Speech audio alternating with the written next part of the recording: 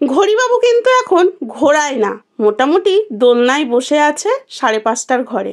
দেখবে বিকেল 5:30টার পরে কিন্তু ঘড়িবাবু যেন খুব একটা স্পিডে দৌড়ায় না, একদম স্পিড যেন লো করে দেয়, ওই দোলনায় বসে হালকা হালকা দোল খায়। তো যাই হোক, এই বিকেলবেলায় স্নান করে এলাম, আর করে এলাম শ্যাম্পু করেই ভেজা চুলে দিয়ে দিচ্ছি তেল। কালকে ছিল রবিবার, কালকে আমি শ্যাম্পু করার একটু টাইম পাইনি, এদিকে আবার মাথায় করেছিলাম হেনা। তোমরা তো জানোই আমার চুলের গিলটি হারিয়ে যায় বলে আমি কালো হেনাটাই করি, ময়ূরী ব্ল্যাকটা। তো চুল গিলটি করেছি কিন্তু শ্যাম্পু করা হয়নি, কারণ ওই যে হুড়হুড় দামাং থাকে রবিবারে প্রচণ্ড, এত তাড়াতাড়ি করি আর এত লেট ফাইন দিয়ে স্নান করি যে শ্যাম্পু করা আর হয়নি।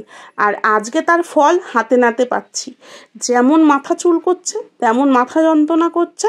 তারপরে তো জানোই আমার আবার নিউটনের সূত্র মনে করিয়ে দিচ্ছে, হাই প্রেশার এসে জুটেছে। আগেই ছিল, কিছুদিনের জন্য আবার ঘুরতে গেছিলো, 2 বছর ছিল না, 7 বছর ওষুধ খাওয়ার পরে 2 বছর কোথায় পালিয়েছিল। তো যাই হোক, চুলে ভালো করে তেল দিয়ে সিঁদুর টিঁদুর পরে নিলাম, নিয়ে বিকেলবেলা মেয়েটাকে নিয়ে একটু রাস্তার ধারে গেছিলাম। তারপরে ওই যে ঝুপ করে আবার সন্ধ্যা চলে আসলো। সন্ধ্যাকালীন আমার একই কাজ, সেটা হচ্ছে এই ভাগাড়টা গুছিয়ে একটু বসবাসযোগ্য করা। চারিদিকে জামা কাপড় এমনভাবে ছড়িয়ে ছিটিয়ে থাকে, ঘর না ভাগার বোঝা মুশকিল। আর দেখবে খাট যদি খারাপ থাকে, মানে অগোছালো থাকে, পুরো ঘরই যেন মনে হয় অগোছালো, সে যতই গোছানো থাক। তো আমার সাধ্য মতন আমি চেষ্টা করি সমস্ত কিছু গোছাই। আর এই প্রিয়দর্শিনীর জামা কাপড় এখন আলমারিতে এই স্টাইলেই রাখা হয়, এই যে সব প্লাস্টিকের মধ্যে ভরে ভরে, ছোটো ছোটো জামা কাপড় তো ভাঁজ করে কোথায় রাখবো, হারিয়ে যাবে। তো যাই হোক, দুধ গরম করে নিলাম। দেবাগ্নি তো এই সন্ধ্যাবেলা দুধ খায়, আবার স্নান করে উঠেও দুধ খায়।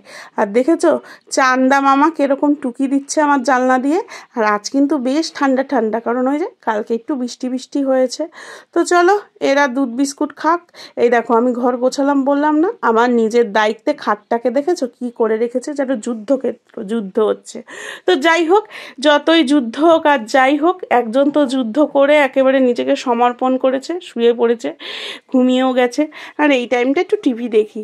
আর আজকে না খুব খিদে পাচ্ছিল, একটুখানি মুড়ি খাচ্ছি। ও বাবা, খাবো কি, প্রিয়দর্শিনী আমার উঠে পড়েছে। এই মেয়ের আমার চোখে ঘুম নেই, ও ঘুমোবে মাত্র 5 মিনিটের জন্য।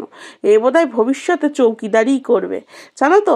রাত্রিরে একদম ঘুমোতো না 3 মাস বয়স পর্যন্ত, এখনও অবশ্য সেভাবে ঘুমোয় না।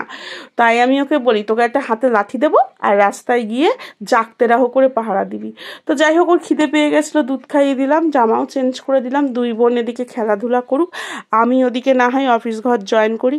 কারণ ঘড়িবাবু দোলনায় চড়ে থাকলেও তো সে তো চলমান, সে তো এক জায়গায় থাকবে না, আর পেটেও তো কিছু দিতে হবে না।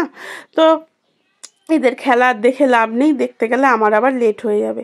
আগের দিনে সবজি কিছুটা কেটে রেখে দেবো, কারণ সকালবেলা রান্না থাকে, বড্ড তাড়াতাড়ি থাকে গো।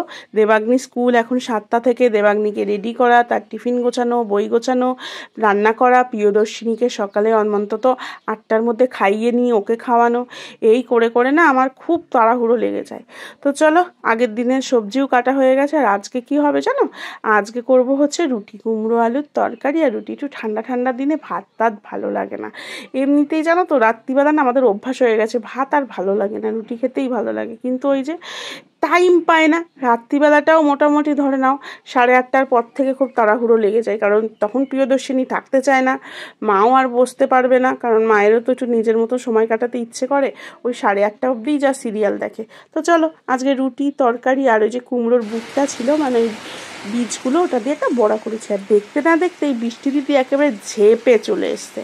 আজকে কিন্তু একেবারে পুরোপুরি উলালা মোগাম্বো খুশ হওয়া টাইপের ফিলিং, দারুণ ঘুম হবে। তোমাদের দাদাও ভিজে বাড়ি চলে এসছে, এসে গাড়ি ধুয়ে একেবারে গাড়ি ঘরে ঢোকালো।